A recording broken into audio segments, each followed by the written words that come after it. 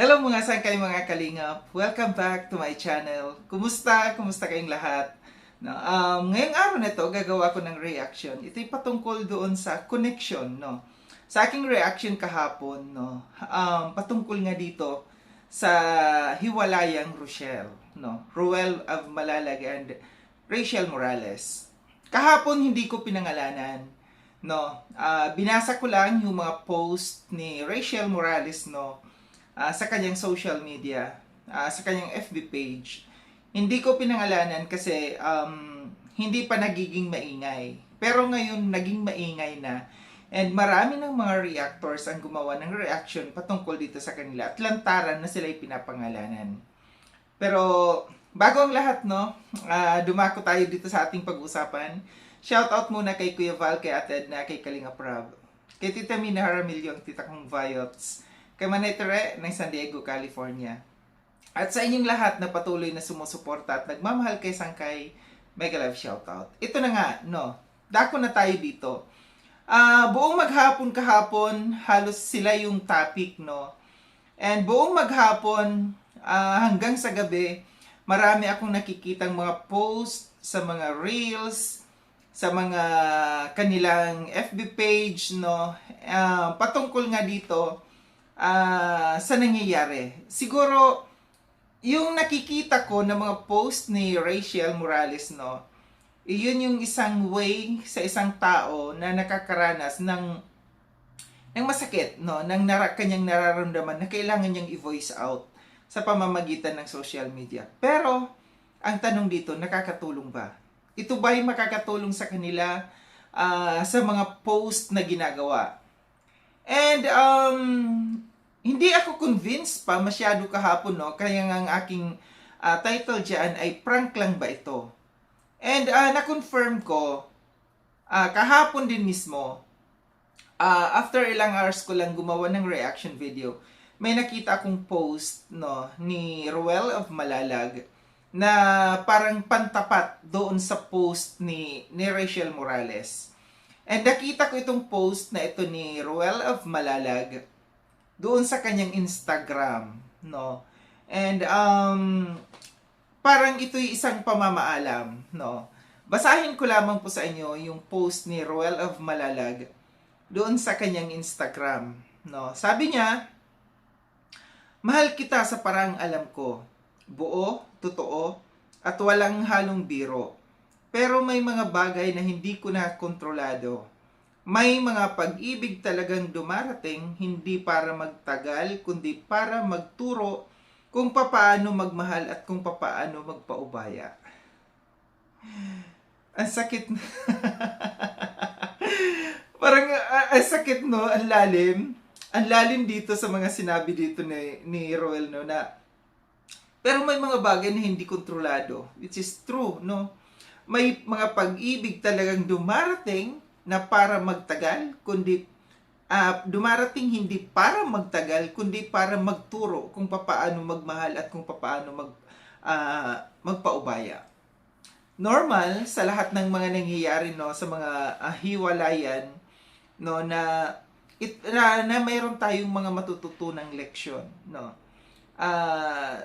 Ito'y isang ito'y isang pagtuturo, isang leksyon sa buhay natin pagka tayo nakakaranas ng failed, no, ng ganitong klaseng sitwasyon, kagaya nitong hindi nagkatuluyan, kagaya nitong mga breakup na ito. May mga lessons tayong matututunan sa buhay natin. And sa pamamagitan dito tayo mag-grow, no? Mag-grow, and kung ano man ang mga natutunan natin sa breakup, no, may i-apply natin yan, no, sa susunod na kung tayo umibig muli. Agoy. Ito pa, yung continuation, no. "Love shouldn't have to fight against constant opinions, judgment, and pressure. No matter how real and sincere our feelings were, the noise around us slowly pulled us apart. Sometimes love is strong, but not strong enough to survive when everyone else keeps getting in between." Ito yung siguro ito yung Itong sinasabi na ito dito ni Ruel of Malalag, no, may mga tao kasing involved, no? May mga taong nakikialam. Ito yung mahirap pagka nandito tayo sa social media, no? Kasi yung sinasabi niya dito, no matter how real and sincere our feelings were, the noise around us is slowly pulled us apart. Itong naisip ko na may mga tao talagang kagaya niyan, may mga sa fans nila may maka-Rochelle, may maka-Rachel, may maka Ruel of Malalag lang. And dito sila mahirapan. Ito, patuloy tayo, basa.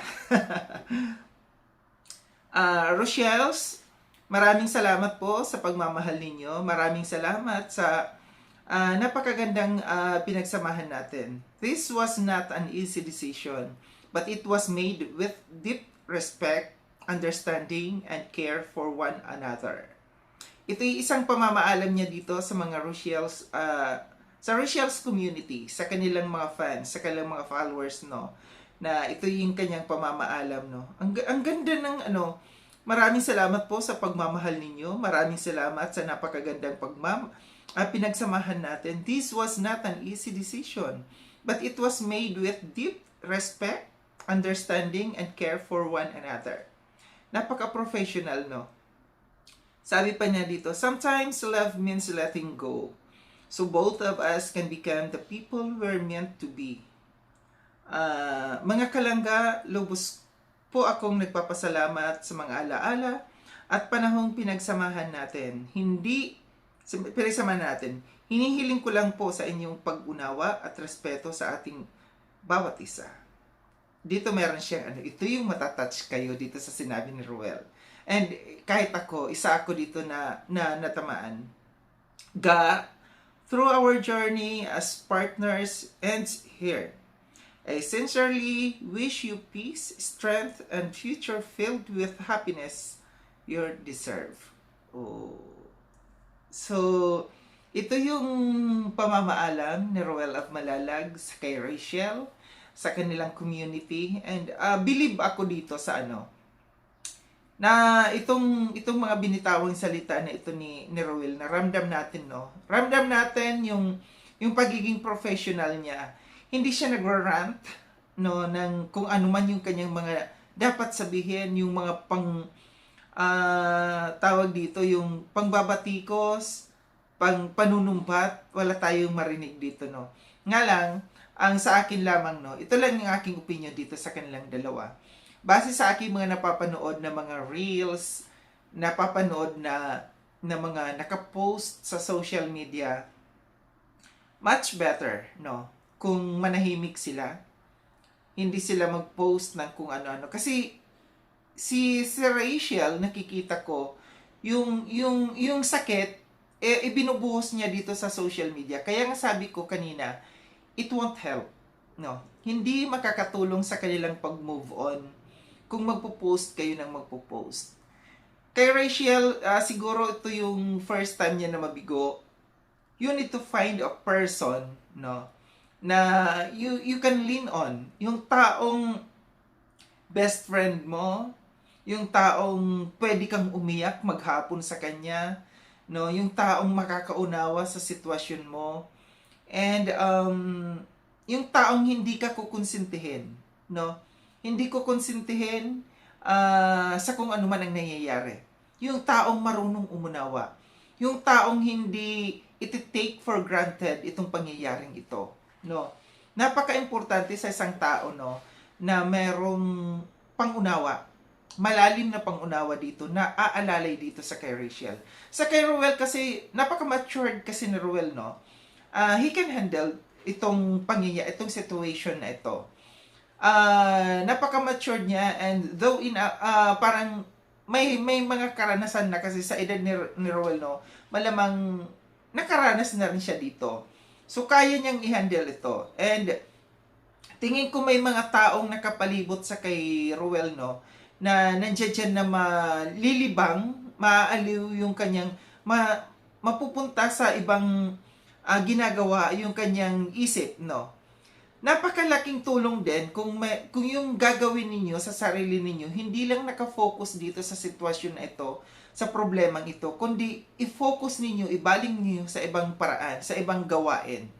Like Ruel, gaya ng sabi ko, very easy kay Ruel, no, na maka-move on kasi busy siya sa kanyang ginagawa. Busy siya sa kanyang pag-charity, and yung nadadivert doon yung kanyang attention sa kanyang ginagawa, sa kanyang pag-charity. Dito sa kay Rachel kasi, nag-aaral siya, and makaka-apekto ito sa kanyang pag-aaral kung sobra-sobra niyang didibdibin. So, napaka-importante, gaya ng sabi ko na mayroong taong makakaunawa, aalalay kay Rachel na kanyang best friend, na makanyang mapagkakatiwalaan. Napaka-importante yung tao na yun na aalalay kay Rachel, ida-divert din niya yung attention ni Rachel sa iba, na para makalimutan ni Rachel yung mga nangyayari sa ngayon, no? Napaka-importante yun para sa pag-move on sa isang tao. Ngayon, ang masasabi ko naman dito, no, sa kanilang dalawa, sa mga tao na nakapalibot dito sa kanila, tulungan nyo sila, no, tulungan nyo sila na maka-move on. Tulungan nyo sila na matanggap nila yung mga pangyayaring ito. Hindi yung kayo ang susulsul pa dyan.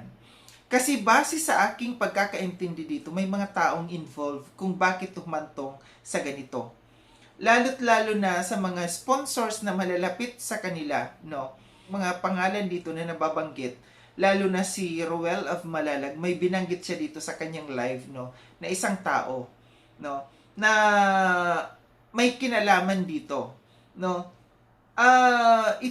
Dito sila mahihirapan, ha. Dito sila mahirapan kung i-entertain nila yung sulsol ng ibang tao. Kinakailangan, no, hindi nila pakinggan yung mga taong nasa palibot nila, kundi pakinggan nila yung nararamdaman nila, no. Pakinggan nila kung ayaw na nila sa isa't isa, then let go, no. Kung gusto pa nila na may mangyari, i-solve nila ng silang dalawa lamang, nawala yung mga tao na nandiyan na nakapalibot sa kanila. Lalong-lalo na yung mga sponsors. Ito yung napakahirap sa kagaya nito, no, na couple na nasa social media, and may mga taong nakapalibot sa kanila, na may mga magsusulsul sa kanila. Merong maka Rachel, may maka Ruel, no. Then ito yung point na mahirapan, gaya sabi ko, mahirapan silang tanggapin ang pangyayaring ito kung nandiyan yung mga taong ito. Kaya sabi ko, yung mga taong nandiyan na nakapalibot sa kanila, tulungan nyo sila. Huwag po kayong sulsol, no.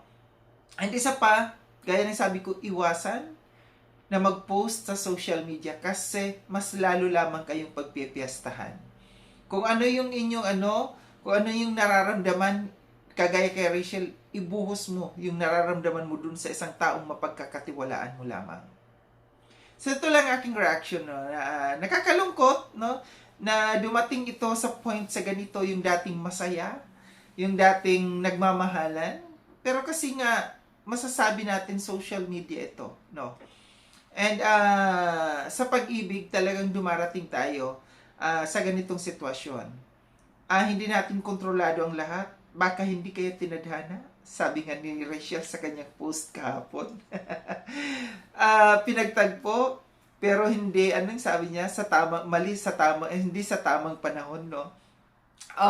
Ulitin ko, isolve ninyo ito ng kayo-kayo lamang, na walang taong mga involved, no, na makikisawsaw dito. Kasi the more na marami kayong taong kinakausap, the more na magiging magulo. Salamat mga sangkay, no, sa panonood. Sa mga hindi pa nakapag-subscribe kay Sangkay Lon, subscribe nyo na po ako. Click yung notification bell para updated kayo sa lahat ng mga videos na aking gagawin. Like and share itong video na itong mga sangkay. Kita-kits tayo ulit sa susunod na video na aking gagawin. Ingat kayo sa ang dako ng mundo mang kinaroroon. Paalam ng mga sangkay, mga kalinga, paalam.